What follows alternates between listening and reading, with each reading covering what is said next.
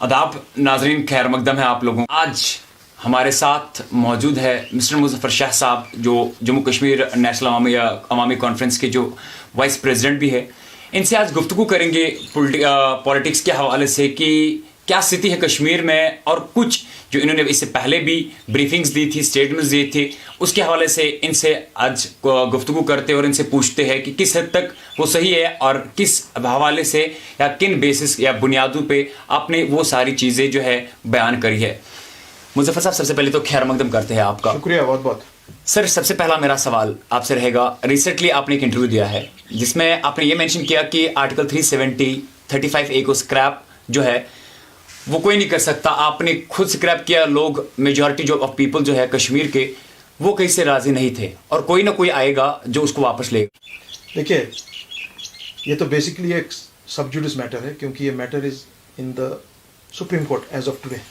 हम ही लोगों ने उसको लिया वहाँ पे, और सुप्रीम कोर्ट ने 2 बार पहले ऑलरेडी ऐसी पिटिशंस को रद्द कर दिया।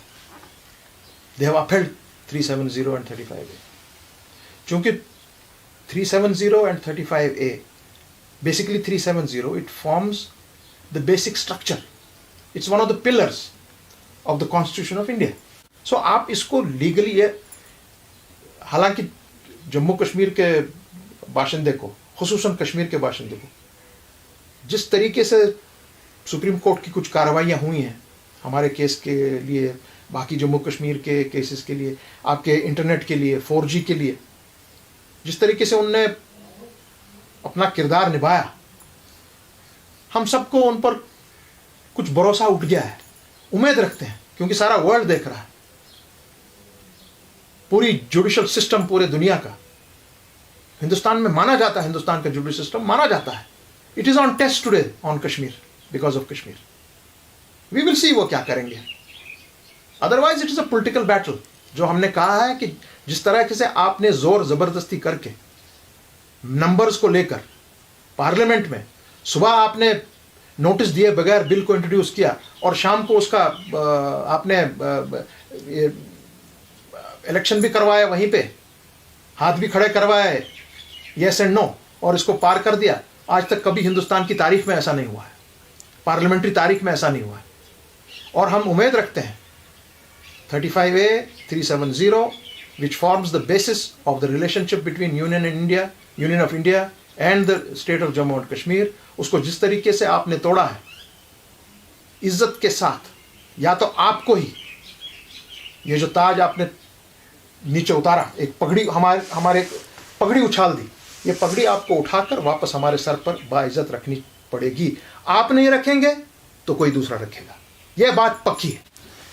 आपसे और एक चीज जानना चाहेंगे, क्योंकि आपने भी देखा होगा कि आर्टिकल 370 जब एब्रोगेट हुआ, उसके बाद उस टाइम सत्यापाल जो गवर्नर ऑफ कश्मीर थे, सत्यापाल मलिक थे, उन्होंने कहा था कि अब जाके कश्मीर डेवलप होगा।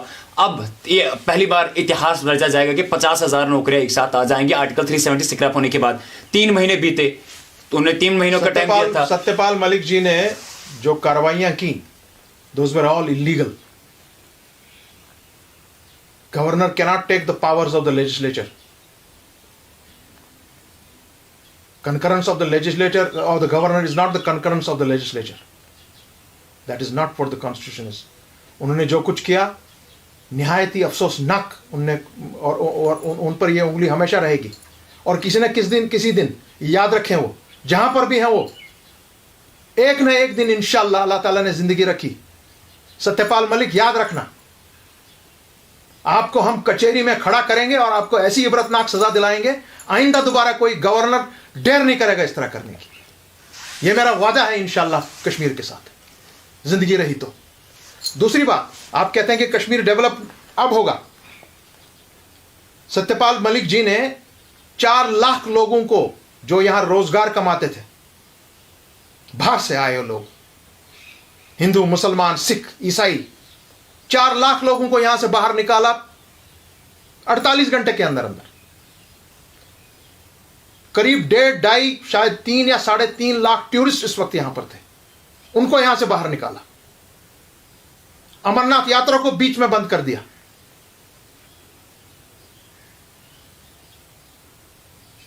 और अब वो कह रहे हैं कि हम 50,000 नौकरियां देंगे। हम तो 4 लाख नौकरियां दे रहे थे Satyapal Malik ji. Kashmir is much much developed than rest of the country. इतनी अजियत हम लोग सह रहे हैं, इतने तूफान के बावजूद हमारा ट्रेड, कॉमर्स, हैंडीक्राफ्ट्स, लेबर, हर कोई चीज में आपने तबाह बर्बाद करके छोड़ दिया। पिछले 10 महीने से हमारा यह हाल है। इंटरनेट नहीं मेरे बच्चे के पास, तब भी हम जिंदा हैं और तब भी हम आपके सामने सर नहीं झुका रहे हैं। हम बाज़मीर लोग हैं, हमारा सर कटेगा झुकेगा नहीं, याद रखो आप सब। आज मैं बहुत ही खुश हूं कि आज जम्मू ने आवाज उठाई है हमारे साथ। प्रोफेसर बीन सिंह ने सुप्रीम कोर्ट का दरवाजा खटखटाया है। जो आपने ये क्या इसको बताते हैं आप, डोमिसाइल एक्ट यहां लागू किया है, डिलिमिटेशन की तरफ आप जा रहे हैं। He has knocked at the door of the Supreme Court that we will not accept domicile laws. It is contrary to the agreement reached constitutionally reached by the Maharaja in 1947। उन्होंने challenge किया है कि आप state subject laws को 370 को नहीं हटा सकते हैं। आज जम्मू से यह आवाज उठ रही है जो हम पहले से कह रहे थे कि मैसिव मेजॉरिटी जम्मू की, मैसिव मेजॉरिटी लद्दाख की और कश्मीर की फुल 100% मेजॉरिटी इस फैसले के साथ नहीं है। आपने गलत किया है। I am very happy and हम इंशाल्लाह नेक्स्ट वीक में we will become a part and parcel of that supreme court में जो उन्होंने अर्जी दायर की है। we have instructed our people in Delhi to please go ahead about, तो मेरा लीगल राइट है ये करना and we will do it। Sir और एक चीज आपसे जानना चाहूंगा, क्योंकि आपने डोमिसाइल लॉ को टच किया। डोमिसाइल लॉ को टच करने का मकसद, जैसे कि आपने रिसेंटली देखा होगा, बीजेपी का जो प्रेसिडेंट नड्डा, उन्होंने कहा कि अब जाके, या रविंद्र रैना की बात करें, अब जाके, जैसे कि मैंने इससे पहले भी जॉब एम्प्लॉयमेंट्स की जॉब्स को टच किया। पहले रविंद्र रैना का जब पहली मर्तबा डोमिसाइल लॉ टच हुआ था, रविंद्र रैना का कहना था कि अब जाके नौकरी आएंगी, पहली बात। दूसरी बात, नड्डा जब दूसरी मर्तबा डोमिसाइल लॉ टच हुआ, प्रेसिडेंट नड्डा कहते हैं कि अब ये डिग्निटी और इक्वलिटी को दिलाएगा। इसके हवाले से थोड़ा सा आपसे जानना चाहेंगे। देखिए, जब स्टेट सब्जेक्ट लॉ इनैक्ट हुआ 1927 में, ये लॉ के तौर आया, मगर इसकी शुरुआत 1920-1921 से हुई, उससे भी पहले। जो लीगल रिकॉर्ड्स हैं, जो आपके पास तारीख है, हमारी जो तारीख है क्या बोलती है, ये क्यों किया गया? ये नारा उस वक्त उठाया है कश्मीरी पंडित ने, कश्मीर फॉर कश्मीरीज, कश्मीरी पंडित ने, याद रखिए। उसका साथ दिया डोगरा एलिट ने, राजपूत ने, जो उस वक्त के रूलिंग क्लास थे। So Kashmiri Pandit and the Dogra ruling class, उन्होंने देखा कि बाहर से पंजाबी मुसलमान, पंजाबी हिंदूज, डिफरेंट ये लोग ये जम्मू कश्मीर में आ रहे हैं और यहाँ पर हमारी नौकरियों पर ताक लगाए बैठे हुए हैं कि हमको भी जॉब्स दी जाएं जम्मू कश्मीर में। तो उन्होंने महाराजा से दरखास्त की, गुजारिश की कि भाई हमारी जॉब्स, हमारा लैंड, हमारी प्रॉपर्टी, हमारा ये जो स्टाइपेंड्स वगैरह जो मिलते हैं हमको, जो आपको एजुकेशन के लिए ये फैसिलिटीज़ मिलती हैं, ये इसको आप जम्मू कश्मीर तक ही पहले महदूद रखें। सो तब वो जाकर फाइनली वो आपको बन गया state subject laws. State subject का फिर ये किया गया कि क्या इसके कितने ये इसके ये पैरामीटर्स हैं। हमारे यहाँ state subject 1, state subject 2, state subject 3, state subject 4 के क्लासेस हैं, डिफरेंट क्लासेस डिपेंडिंग ऑन आपका बर्थ कहाँ हुआ है, कैसे रहे हो, यहाँ क्या हुआ है, 30 से पहले हो, यहाँ 20 से हो, कैसे हो। सो ये तब से कानून चला आ रहा है, जिसको शेप दी गई 1927 में स्टेट सब्जेक्ट लॉज, और उसको फिर ट्रांसलेट किया लीगली आफ्टर 47। वो लाया गया in the shape of constitution में लाना था उसको फिर शेप दी गई 35A में। सो ये मेरे पंडित भाई नहीं किया हुआ है, डोगरा भाई नहीं किया हुआ है। They are the basic people who did this. और आज हम जो ये बात कर रहे थे, आज अताब उन्हीं पे सबसे बड़ा गिर रहा है। हमने जब इसके खिलाफ मुहिम चालू की थी, जब हमने सुना था ये हो रहा था, जो हम काम कर रहे थे इस पर, सिविल सोसाइटी की तरफ से भी और अपनी जमात की तरफ से भी, तमाम फिर जम्मू कश्मीर उसमें शामिल हुआ। हमने उनको ये बात बोला था कि भाई सुनो, जब भी ऐसी कुछ चीज होगी, आज जो ये रविंद्र रैना वगैरह की आपने बात की, ये तो आज चला रहा है ना।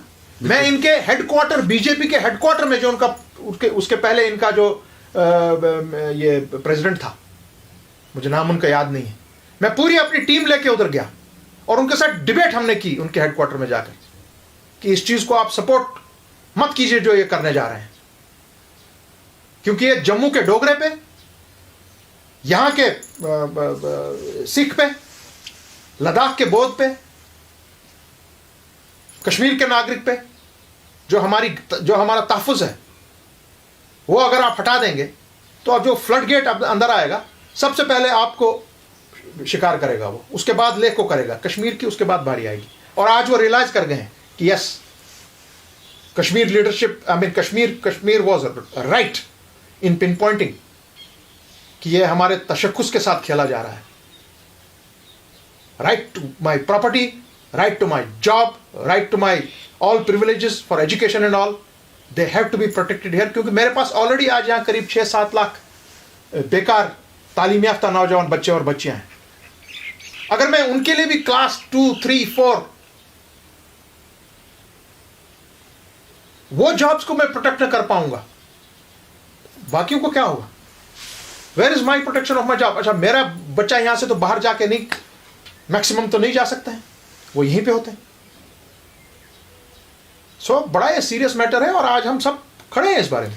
और एक चीज आप भी जानते हैं कि इस डोमिसाइल लॉ के हवाले से अगर आप बताते चले आपको, आर्टिकल 373-35A की बात करें, प्राइम मिनिस्टर नरेंद्र मोदी इस बात को लेके, हमारे जो प्राइम मिनिस्टर है, उन्होंने कहा कि ये सारा इतिहास सुनहरे अल्फाजों में, सुनहरे अक्षरों में लिखा जाएगा। मैं आपकी चैनल के माध्यम से ये बात करना चाहूँगा, नरेंद्र मोदी जी बेशक हिंदुस्तान के प्राइम मिनिस्टर हैं, मगर शायद हिस्ट्री वो बहुत कम जानते हैं, हिस्टोरिकल पर्सपेक्टिव उनको पता ही नहीं।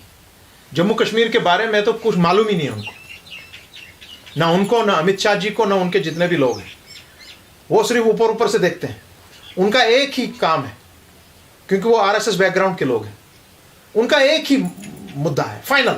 एक मैं बात सच्ची बात बताता हूं कि हिंदुस्तान में एक रियासत है जो एक मुस्लिम डोमिनेटेड रियासत है।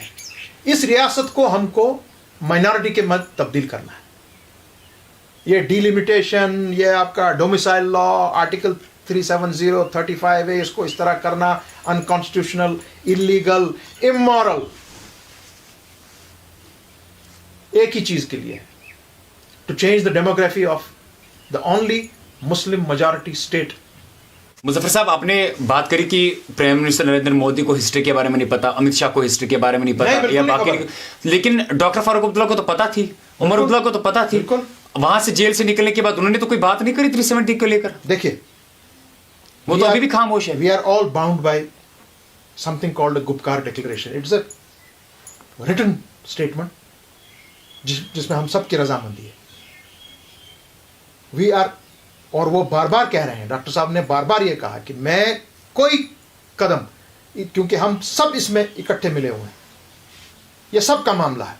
We are waiting for all that leadership to come out. और आज नहीं, कल नहीं, परसों सबको छोड़ना पड़ेगा। A proper action will be taken against it, because मैंने आपको कहा, apart from this being a legal battle, it is a political issue to be fought politically here as well as in Delhi. It has to be fought. सरकार की अगर देखा जाए, governor rule से पहले अगर देखा जाए, सरकार यहां पे बनी थी पीडीपी की और कोलैबोरेशन में बीजेपी के साथ थी। आज वही लोग और एक नई पार्टी बनी है, जैसे आप भी जानते हैं कि अपनी पार्टी की हम बात कर रहे हैं। और रिसेंटली और एक स्टेटमेंट आया था कि एज पर सोर्स के मुताबिक 4 जून को जो है, उसी अपनी पार्टी के जो लीडर है अल्ताफ सईद अल्ताफ बुखारी साहब, वो ओथ ले रहे हैं एज चीफ मिनिस्टर। अल्लाह करे। सुने, आजकल ये बड़ा चल रहा है मामला। हालांकि देखिए, अगर आपको म्युनिसिपैलिटी का इलेक्शन लड़ना होगा, काउंसलर बनना होगा, म्युनिसिपल काउंसिलरी के लिए आपका इलेक्शन लड़ना है, तो एडवाइजर आपको बनना है, या तो सीधा एडवाइजर बनाइए, इनको खत्म कीजिए मामला। और देखिए, जम्मू कश्मीर और लद्दाख के अवाम ने आपको बड़े साइलेंटली, खामोशी से आपको जवाब दे दिया है कि हम आपके साथ नहीं हैं। नहीं तो ऐसे लोगों पर बारी ही नहीं आती जब यहाँ की मेन जो पॉलिटिकल जमातें हैं, पॉलिटिकल जो एक्टर्स हैं यहाँ के मेन, वो सब खामोश बैठे हैं, वो आपके पंजे में नहीं आए। चाहे आपने उनको जेलों में रखा, 370 और 35A को कोई कंप्रोमाइज नहीं किया डॉक्टर फारूक अब्दुल्ला ने, कोई कंप्रोमाइज नहीं किया बेगम खालिदा शाह ने, कोई कंप्रोमाइज नहीं किया महबूबा मुफ्ती ने, कोई कंप्रोमाइज नहीं किया आपके सज्जाद लोन ने, जो हमारे दूसरे हैं ये अपने शाह फैसल, जितने भी हमारे साथ उस गुपकार डिक्लेरेशन थे, चाहे हमारे साथ उनकी पॉलिटिकल हम आंगी थी या नहीं थी, मगर चूंकि कश्मीर का मामला था, 370 का मामला था, 35A का मामला था, जो गुपकार डिक्लेरेशन के तहत बात हुई है, उस पर वो बाज़ाब्ता तौर कायम है। चाहे आधे लोग जो हम जैसे लोग जो 7-8 महीने के बाद छूटे, और अदालत से अपने आप को हमने छुड़वाया, ना कि गवर्नमेंट से। बाकी लोग को जिनको आपने बाहर रखा है, या जो लोग अभी अंदर हैं, उन्होंने आपके सामने सर खम तस्लीम नहीं किया। और आपको आज बात पड़ी है। हाँ, अगर आप आज ऐसे लोगों को लाएंगे और कह रहे हैं कि हाँ जी ये कुछ बनेगा, तब that will be the last nail in the coffin of BJP in Jammu and Kashmir and the rest of the country. Let me tell you that. Jammu and Kashmir needs a political solution between India, Pakistan and the people of Jammu and Kashmir on both sides of the line of control. It cannot be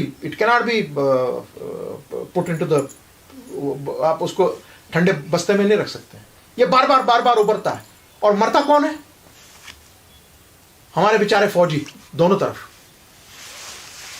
हमारे जम्मू कश्मीर के नागरिक, because we are principal sufferers of this dispute, गोलाबारी से, गोला वहां का आएगा इधर, यहां मरेगा वो, यहां का जाएगा पार, वहां मरेगा, और कौन मरता है पहले? इज द जम्मू कश्मीर का नागरिक। Something has to be done. दूसरा है, आपको कल आप ये बन रहे हैं जी, आज आपने बना लिया, सब कुछ किया, भाई कल तो तुमको फेस करना है पब्लिक को, हम जैसे लोगों को फेस करना है। आप कहां जाओगे? तुम्हारी जमानतें जब्त हो जाएंगी।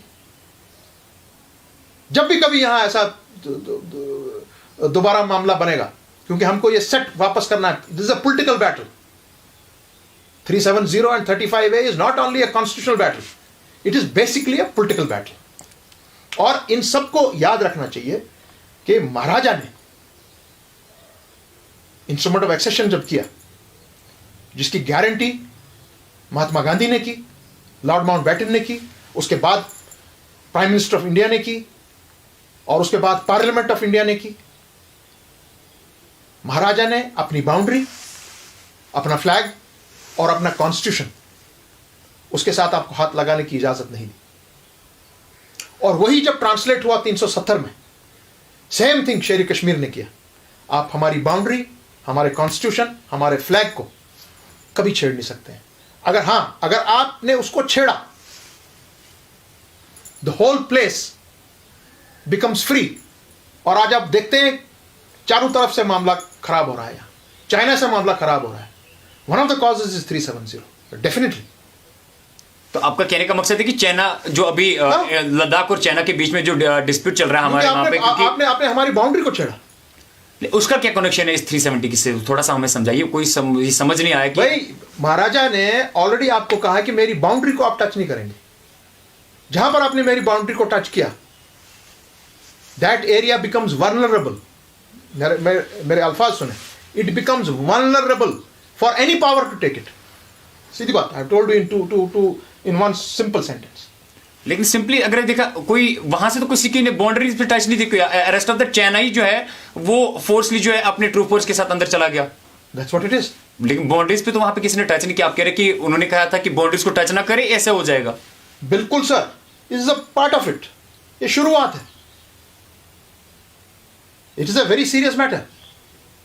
जम्मू कश्मीर के बाउंड्री को हाथ लगाना, उसके फ्लैग को हाथ लगाना, उसके कॉन्स्टिट्यूशन को हाथ लगाना is not a child's play. अब जाके सोर्सेज के मुताबिक कहा जा रहा है कि बातचीत भी होने वाली है, like within some time बातचीत होने वाली है इंडिया चाइना के बीच में इस तनाव के माहौल को लेकर। सर बिल्कुल होने वाली है। मैं आपसे फिर दोबारा कह रहा हूं, जब आप 370 पर आते हैं, 35A पर आते हैं, कुछ चीजों को जो गारंटी, इररिवोकेबल गारंटी दी गई है हिंदुस्तान के पार्लियामेंट में जम्मू कश्मीर को, ये सिर्फ कश्मीरी को नहीं, मुसलमान को, हिंदू को, बौद्ध को, सिख को, ईसाई को, कश्मीरी पंडित को, हमारे पहाड़ी लोगों को, सबको ये बाउंड्री दी गई है, ये गारंटी दी गई है कि ओके, इन कवानीन के तहत हमारा रिश्ता आपके साथ है। और जो मैंने फिर कह रहा हूं, आप बाउंड्री को, फ्लैग को, कॉन्स्टिट्यूशन को टच नहीं कर सकते। यह बहुत बड़ी ब्लंडर आपने की। It is one of the biggest blunders BJP has committed post 1947। आप भी जानते हैं कि बीजेपी सरकार ने कहा कि हिंदू कश्मीर और कश्मीर के हवाले से बात करें, कश्मीर भारत का अटूट अंग है, कोई स्पेशल स्टेटस नहीं रहेगा किसी भी स्टेट को लेके या कुछ भी, सबके लिए सेम रहना चाहिए। तो तनाव का माहौल गलत है, गलत है। आप अभी देखिए, यहां पे मैं आपको बताऊं, सिंपल बात क्या बोल रहे हैं। 371A Nagaland, you can't settle there, neither can you buy property. You can't even enter this state till you don't have an inner line permit. 371B Assam, Kabri, Anglong, nobody can buy land. 371C Manipur, same thing, you can't do it. 371F Sikkim, you cannot buy property or settle in Sikkim if you are not a resident there, a permanent resident of that place. 371G, 371H Arunachal, वहां भी inner line permit चाहिए। तो 370 में क्या है? 370 के बारे में भी तो उन्होंने कहा कि कश्मीरियों की जमीनें जो सेफ रहेंगे। कहाँ है अब सेफ? आज तो आपने बोल दिया कि मैं जो यहाँ 10 या 15 साल से रहा है, जो आप अभी ये डोमिसाइल एक्ट ला रहे हैं, लाया, कल आप बोलेंगे ओके, अब ये 10-15 साल से यहाँ रहा है, 5 साल के बाद इसका भी क्लेम है अपनी जमीन पे यहाँ पे, तो क्या करेंगे आप?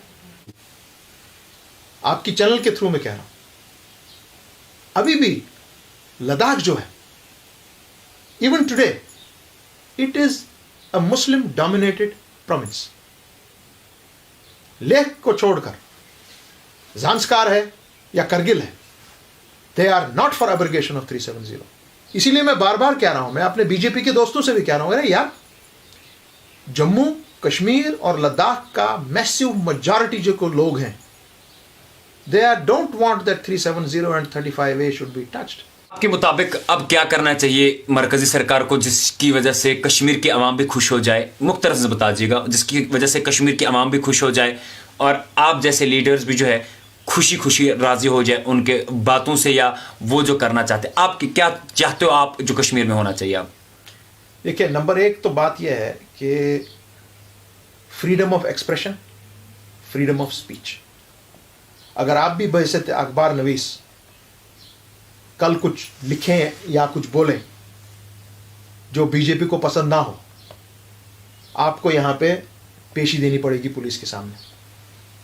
You also don't have freedom of expression and freedom of speech as the 4th pillar of democracy. सबसे पहले, if we are a democratic country, a democratic society, आपको मेरी बात सुननी है, चाहे वो आपको तलख लगे। नहीं तो आप आज क्या करते हैं, आप डंडा उठाते हैं, दरवाजा मेरा बंद कर देते हैं, बंदूकें लगती हैं या गाड़ियां लगती हैं, हमको बात ही नहीं करने देते हैं, बंद कर देते हैं। क्यों भाई?